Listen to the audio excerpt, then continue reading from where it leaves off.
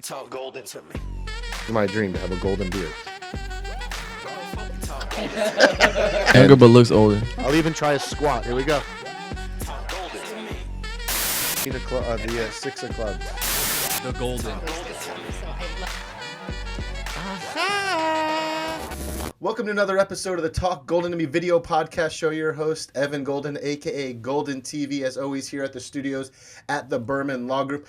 I brought my friend who's my neighbor, who's a professional baseball player. He's here in the studio with us. His name is Yorvis Torrealba. He always yells at me because I sometimes mispronounce his name. I think he gave me the thumbs up on there. The gringo, not too bad there, right? Yeah, that's enough. Yorvis, man, thank you for coming into the studio. I wanted to share your story with all of our viewers, all of our listeners. I think what you've been through, how you succeeded, and where you're at right now is a true inspiration. I think that you could be a role model to a lot of young ball players. A lot of people maybe in the minor leagues and working their way up. But I think when it comes to inspiration and just never giving up and a right attitude and positivity is what you kind of represent and exemplify. So I want to have you come on the show, share a little bit of your story from personal to professional.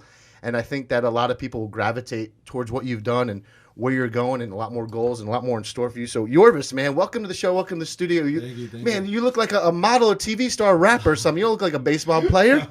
No, thank you for having me. No, of course, man. We're glad to have you on here. So professional baseball player, was that always kind of your dream as a kid? You knew that from day one you were going to step onto the ball fields and be a professional, right? Yeah, 100%. Since I was born, I was probably 2-3 years old. I remember I asked Santa for a catcher's gear and everything. And I think since that moment, I always wanted to be a professional baseball player. Man, so that's pretty remarkable and to accomplish a goal that big. You know, a lot of people set goals, some unrealistic, but to have that vision and that idea as a young kid and accomplish that, how proud of you of yourself? How proud of your family of you? Yeah, they're really proud, definitely. Me, proud of myself. Obviously, I had to go through a lot of things to get there. There was many moments where I just wanted to give up. I was like, hey, you know what, maybe it's not going to work out, but actually stick to the plan, work harder and stuff like that, and I got it done. Absolutely. So you're from Venezuela, right? Correct. Tell me what's that country like? A lot of people don't know what's going on there, what their government's like, what the system is like. For me, Venezuela is the best country in the world, to be honest. Yeah? I mean, other than, obviously, there's some things going on right now and some problems with the government and everything. But once you go to Venezuela and you visit, you're there for a couple of weeks, you see the beach, the food, everything is great about it, to be honest. That's awesome, man. You go back often? Yeah, I go back almost every other year. So let's go all the way back. So your father was a professional baseball player, right? So not only did you follow in your father's footsteps going to baseball, but you went to the same team? Yeah. Because they knew your DNA. They knew what you had inside of you, right? Yeah, something like that. Yeah. Dude, that's awesome, man. That's so cool. Who's better baseball player, you or your dad? I mean, definitely him. For real? Yeah, I mean, he played in the big leagues for 14 years. You're going to accomplish. Hopefully, I get to that point and I'm better than him, but as of now, he still has a lead. All right, so hey, I like that. You show respect. You give credit where it's due, man, to the pops, man. That's awesome stuff. Was he the one that first kind of put a baseball and glove in your hand? Honestly, I think it was my mom. Oh, for real? Yeah, I think it was my mom because my dad was always traveling and stuff, and I think my dad always would my mom always would buy me a bat and stuff like that. So I gotta give it to her. I went to the Dominican Republic earlier this year, and it seems that baseball there is everything. It's their life. I see baseball fields, I see kids play. Is it similar in Venezuela? It's very similar. Much the same, yeah. And they kind of know, hey, you have an opportunity here, right? Yep. I mean, Venezuela, you see people playing with no shoes on and stuff like that. They grab a broomstick and they start playing with like rocks and everything, and it's pretty much the same in Dominican Republic. They just live baseball. Man, and they make it work with whatever they can, right? Yep. Man, that's nuts. So I wanted to share a story because it was pretty remarkable what happened to you as a kid. Hopefully you don't mind talking about it a little bit, because I think, look, life happens. Always there's some type of negative or wrongdoing, and it's, I think, how you deal with that, how you overcome, how you bounce back, how you deal with adversity, right? Yep. Share with our viewers and our listeners what happened to you as a kid. Yeah, so I was 11 years old, and one morning I was going to school. Some 2 cars pulled out. They kidnapped us. They said they only wanted to take the car. As an 11-year-old, I was like, okay, I'll be fine. They're just gonna take the car. Everything's gonna be okay. We drive for 30 minutes away, and then they tell us, they call my mom, and then they tell my mom, hey, have your son and your 2 brothers here with me, and they're kidnapped. We want this amount of money, If not, we're gonna kill them and we're gonna give it back to you and blah blah blah. My mom supposedly hung up the phone, and then she thought, they were playing like prank on her or something like that. So the next call, they called her again and they put me on the phone, and I was like, "Hey mom, like we're here." And then they took away the phone from me, gave it to my uncle, and they're like, "Hey, like help us out, like we're in deep trouble." We're there for, I want to say, maybe 3 days. Yeah, 3 days, and it was obviously it was horrible. Like just being there, not knowing if I was going to see my family again, if I was going to be able to see my dad, my mom, like my friends.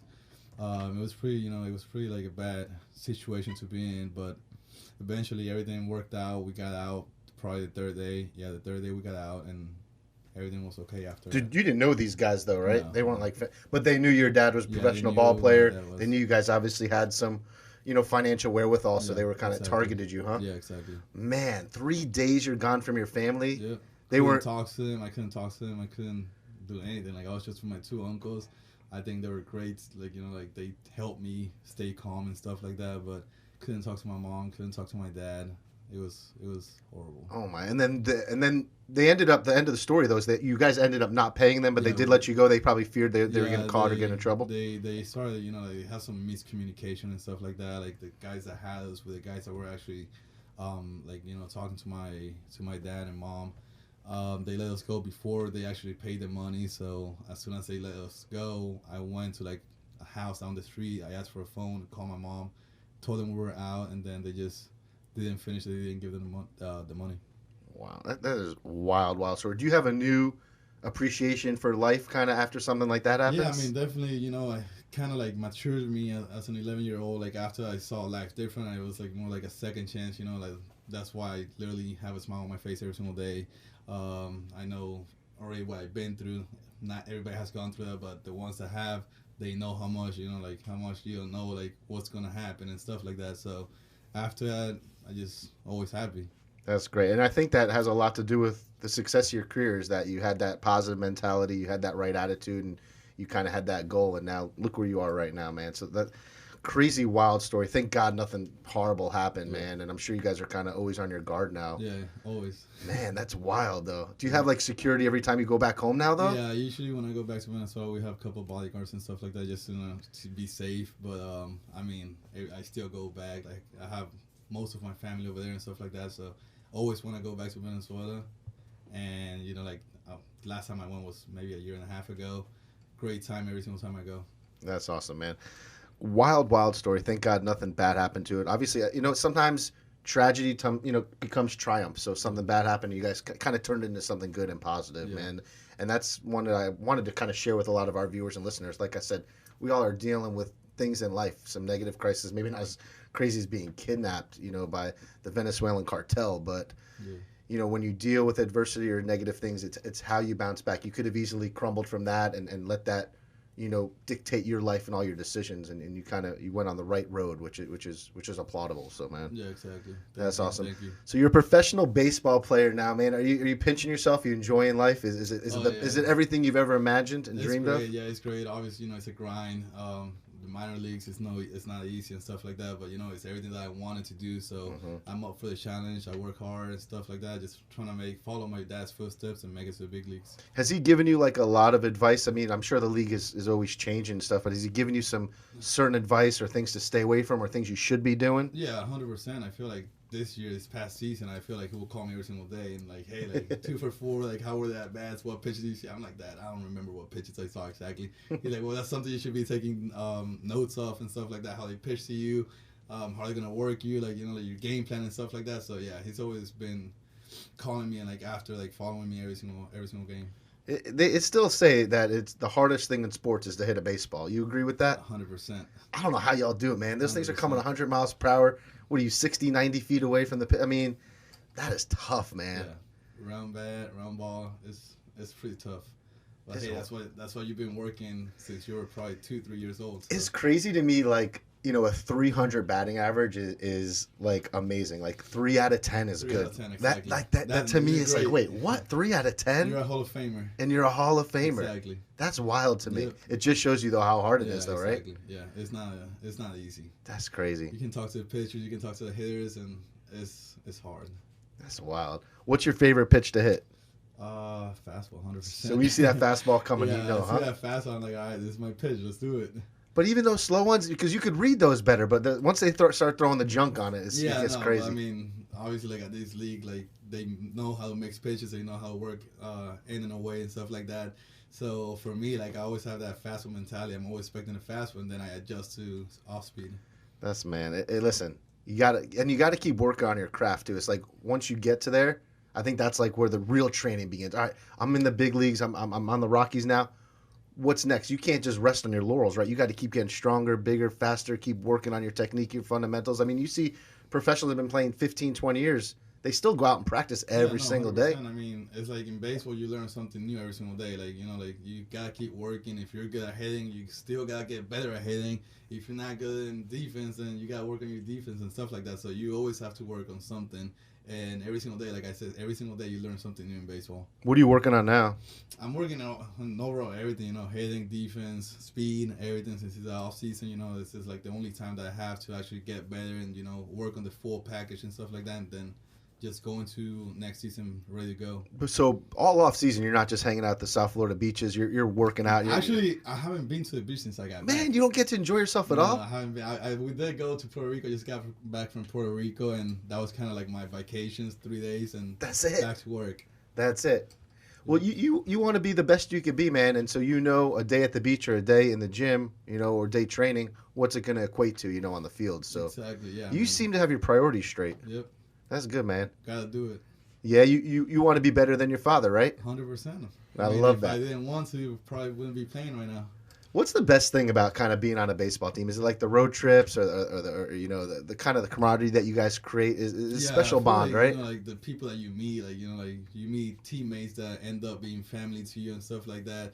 I hang out with them more than I hang out with my mom. Like I'm with them for 7 months and stuff like that. We go through everything together. We go through ups together, downs together, road trips, everything. So I feel like like the memories and like the friendships that you made in baseball, that's something pretty special. Yeah, that's got to be one of the best. You talk to people out of the game, and they seem to be that's the most thing they miss most about the game is just kind of the guys and hanging out in the clubhouse or going on the road trips and stuff like that. Because like you said, you're with them more than anyone in life. Exactly, hanging out in the clubhouse, like talking about pictures before the game and stuff like that, or just playing cards or playing dominoes and stuff like that. Those are good times. Who was your favorite baseball player growing up? Tough question. They always ask me this. They do? Yeah, I want to say Miguel Cabrera is one of the growing up He played for the Marlins down here. Yeah, he did. For me, he was like the best. He is the best Venezuelan hitter all time. So I liked him a lot. He got some power, man. Yeah. He puts his weight into those hits, huh? Yeah. Oh my God, he's a beast. Man. Yeah.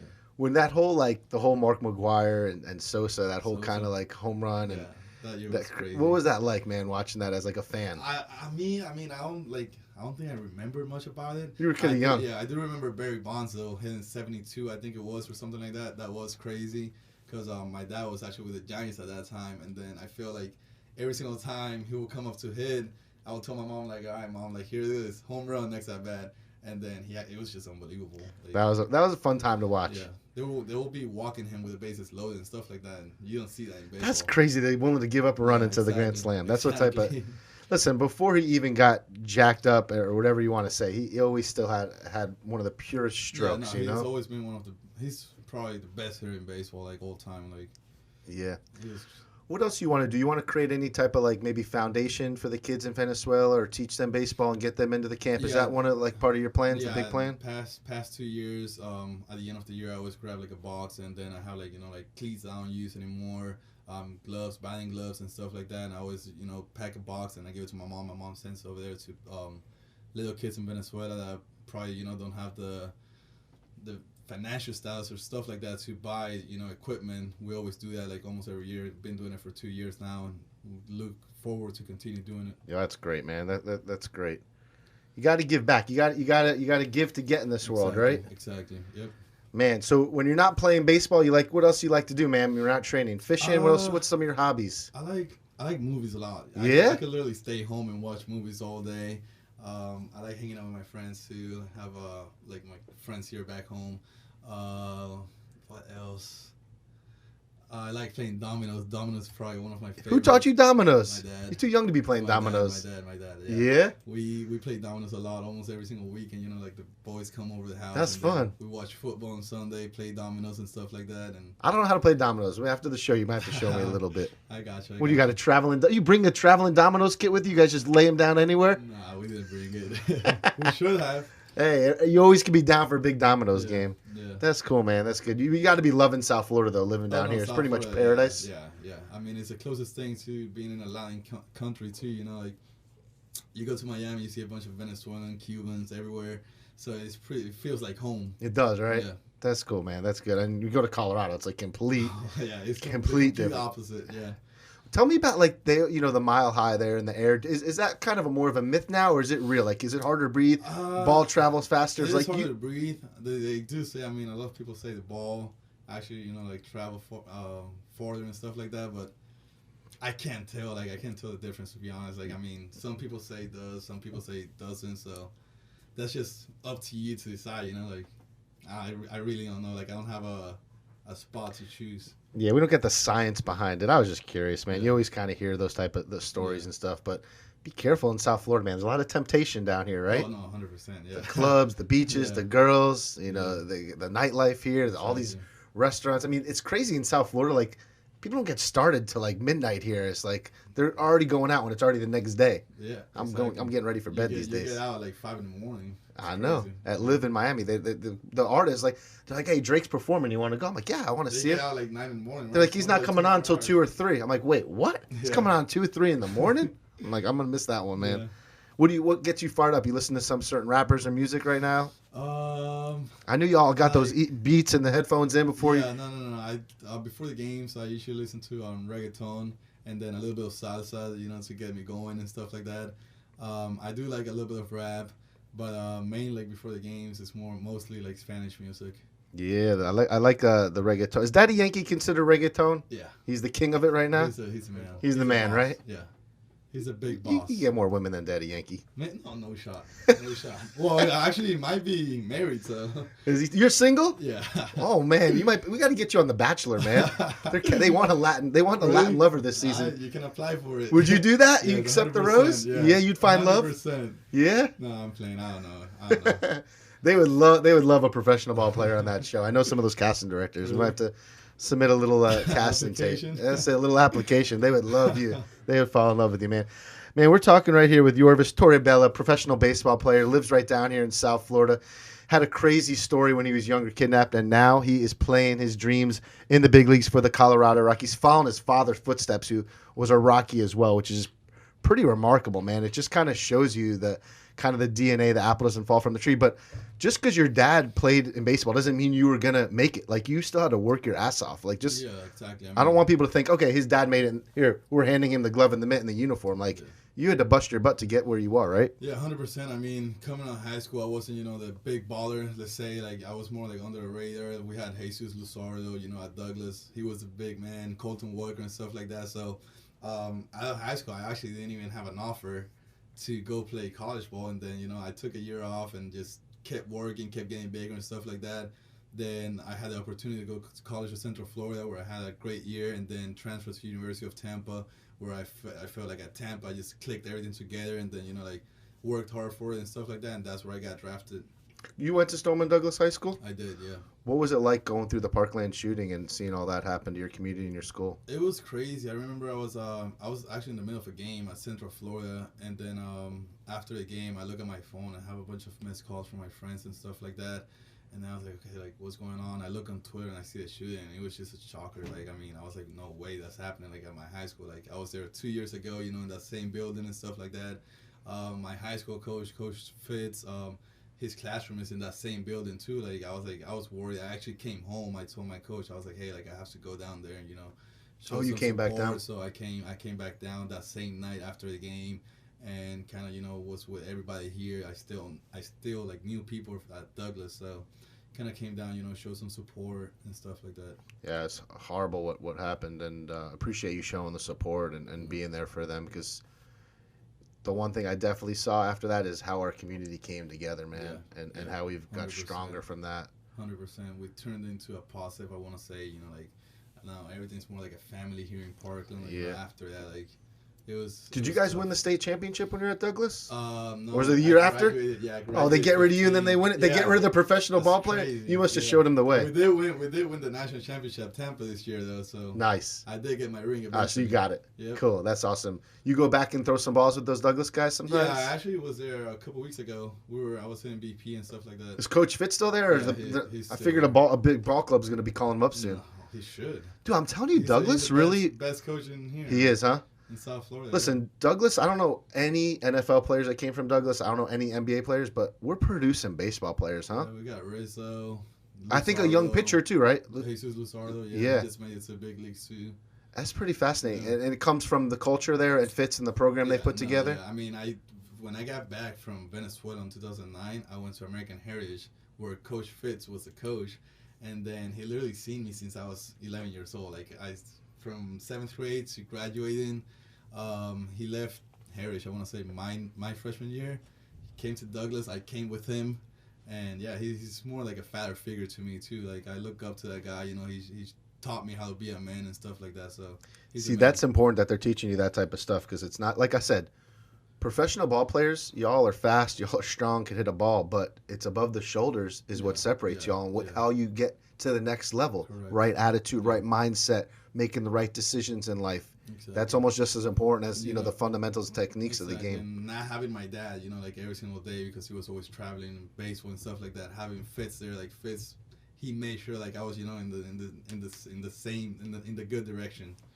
So I owe him a lot. That's awesome, man. Big shout out to Coach Fitz over there at Stoneman Douglas High School, man. He put together some big ball clubs. You don't have to catch a game. Let's definitely go to a Douglas game. We'll rock out our Eagle 100%, gear and 100%, yeah. bring it, man. I tried out for the Douglas baseball team, but they made me run I think it was they wanted me to run 6 laps in 12 minutes or something. They Oh still my make you God. do that? When I was there, I think we had a mile could've- under 7 minutes or something. like Man, that. I yelled at that coach back then. I said, I'm not trying out for track. I'm For trying out for track, baseball. yeah. And he said, listen, you can't do the run. You don't make the team. And that was I it. don't know if they still do it, but when I was there, we had to do some conditioning. No, I'm telling you, it was 6 laps and I want to say it's 12 minutes. Does that sound right? 2 minutes a lap? Man, it was tough. It's tough. Yeah. I was a fat, chubby boy then. It was tough. Hey, I was too, so don't worry. That's it. So listen, you got to overcome obstacles in life, man. But I think when you have a dream and you have a vision, no one's going to stop you but yourself, right? Correct. Yeah. That's I it. mean, Hard work. hard work, You got golden dedication. nuggets. You got some wisdom you could share with our viewers and listeners how they can implement that in their life, whether they're an athlete, whether they're a businessman, whether they're a parent.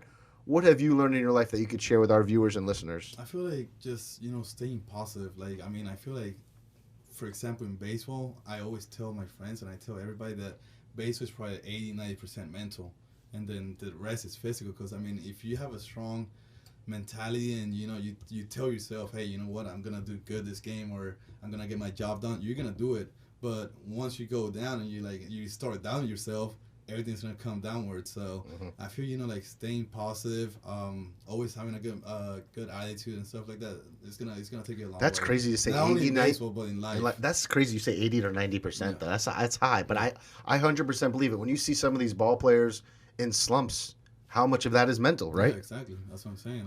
You go Wow. through a slump, and if you think yourself, oh, I suck, I can't hit, blah blah, you're gonna stay in that slump. So you just gotta be positive and always have a positive attitude and mentality. That's good golden nuggets, man. Viewers and listeners, listen, it ain't easy. It ain't easy to stay positive and have a good attitude. Exactly. But listen, you have to overcome your adversity and you have to look at the big picture in life sometimes. Exactly. A lot of people sweat the small stuff, and I think that where there's a will, there's a way. And if you set realistic goals and you want it bad enough, you could achieve anything in life, man. 100%, I agree with you. That's great stuff, man. We appreciate you coming on in here today, Well, man. Thank you for having me.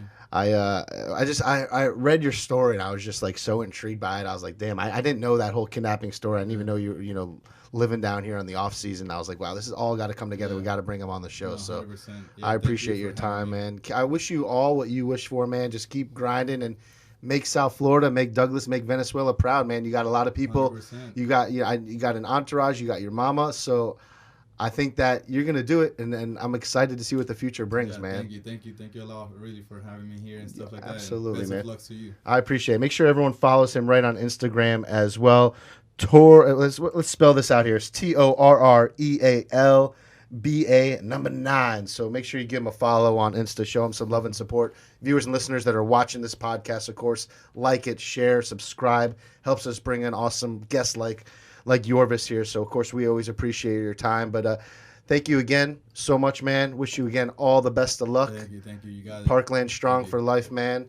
Viewers and listeners, always appreciate your time for listening to another episode of the Talk Golden to Me video podcast show. Your host, Evan Golden, Golden TV, as always, here at the studios at the Berman Law Group. We appreciate your time. We out of here. Peace.